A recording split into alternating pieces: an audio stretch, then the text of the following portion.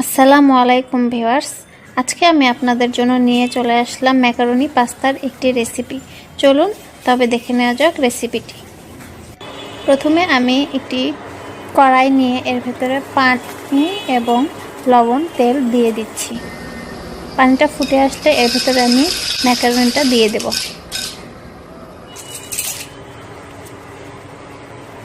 ম্যাকারনিটা সিদ্ধ হওয়া পর্যন্ত অপেক্ষা করব। এটা আমার সিদ্ধ হয়ে গিয়েছে, এটা আমি উঠিয়ে নিলাম। এবার আমি একটি প্যানে তেল দিয়ে দিচ্ছি। এর ভেতরে আমি 2 টেবিল চামচ রসুন কুচি দিয়ে দিলাম।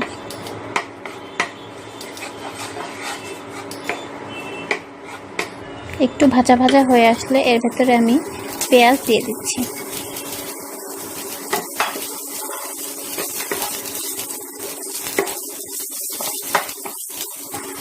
পেঁয়াজটা ভাজা হয়ে আসলে এর ভেতরে আমি ক্যাপসিকাম আর সেদ্ধ গাজর দিয়ে দিলাম। ভালোভাবে নেড়ে চেড়ে নেব। এর ভেতরে আমি এখন দিয়ে দিচ্ছি 1 চামচ পাস্তা মশলা। ভালোভাবে মিশিয়ে নিয়ে এর ভেতরে আমি 2 টেবিল চামচ টমেটো কেচাপ দিয়ে দিচ্ছি।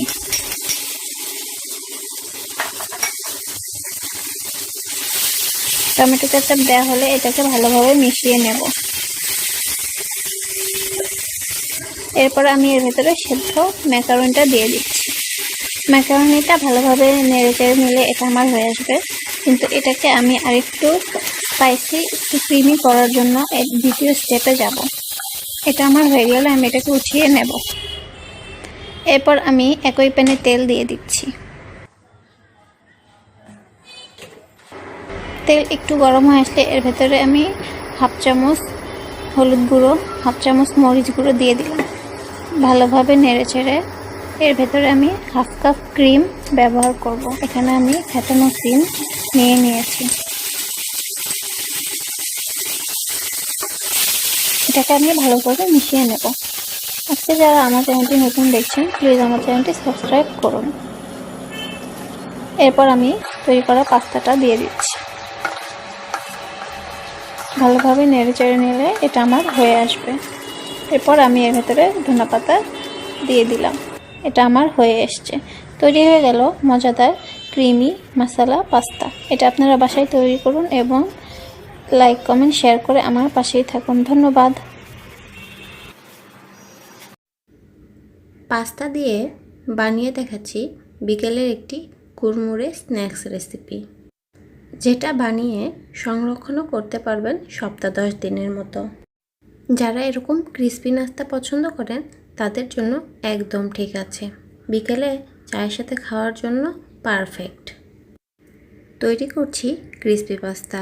তার জন্য এখানে পাস্তা নিয়েছি 1 কাপ পরিমাণ। আজকের এই পাস্তার প্যাকেটটিতে 3 ধরনের পাস্তা আছে।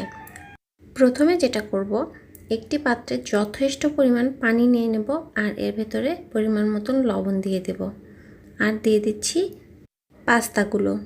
এবার চুলার মিডিয়াম আঁচে পাস্তাগুলোকে একদম সেদ্ধ করে নেব।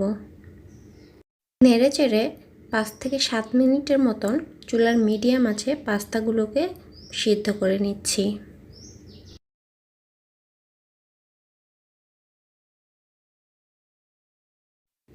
পাস্তাগুলো সেদ্ধ হয়ে গেছে। পাস্তাগুলোকে উঠিয়ে নিচ্ছি।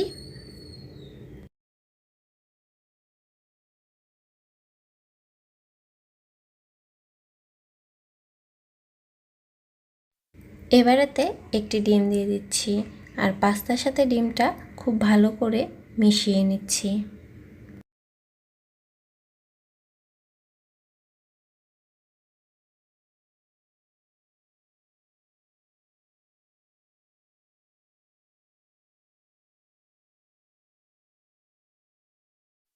সবগুলো পাস্তার গায়ে গায়ে ডিমটা খুব ভালো করে মিশিয়ে নিতে হবে। ডিমটা মেশানো হয়ে গেছে। এবারেতে দিয়ে দিচ্ছি মরিচ গুঁড়ো, চাট মশলা আর ধনের গুঁড়ো। দিয়ে দিচ্ছি পাস্তার প্যাকেট মশলাটা।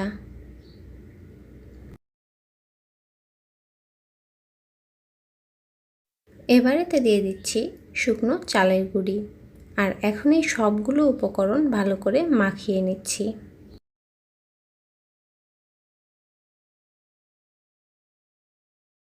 এবার ভাজার পালা। পাস্তাগুলোকে ডুবো তেলে ভাজতে হবে। চুলার মিডিয়াম আঁচে পাস্তাগুলোকে আমি ভেজে নেব। পাস্তাগুলোকে একটু সময় ধরে ভাজতে হবে, আর এই সময় চুলার জালটা মিডিয়াম রাখতে হবে।